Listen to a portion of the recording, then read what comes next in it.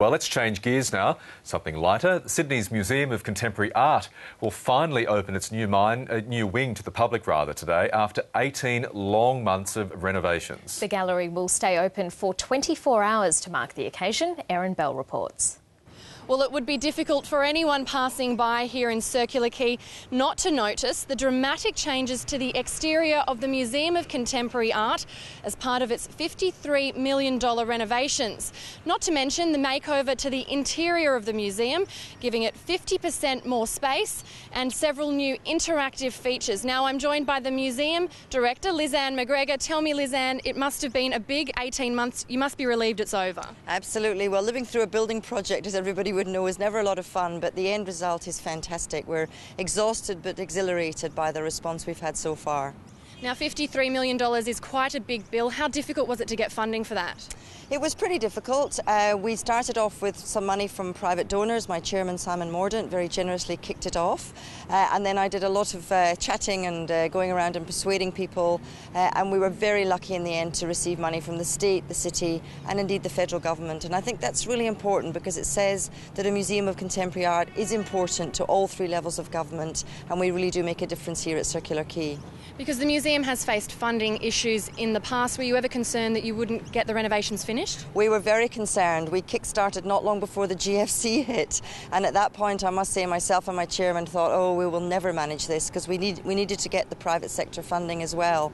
But we did benefit a little bit from the government stimulus funding. It was a jobs fund that put in the last bit of funding, and it all came together in the end. Now, a major draw card for the funding was the new educational facilities that have been added to the museum. Tell me a bit about those.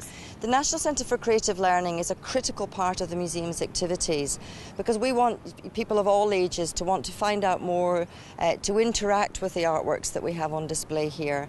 And so we've created this new centre where people can come and actually do things, but also there's a digital aspect, so you don't actually need to physically come to the museum.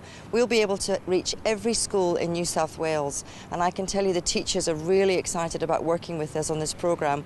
We think it may be a world first, so we really love the idea that here in Australia we can really set the agenda for innovative contemporary art education.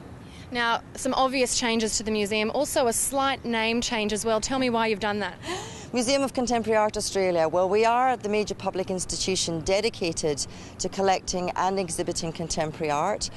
We do have a growing international reputation, and so we felt Museum of Contemporary Art Australia was a pretty good way to describe ourselves. Now, obviously we've been talking all about the building and the changes here, but the Museum of Contemporary Art is about art. Tell me about the exhibitions you've got in place for the opening today.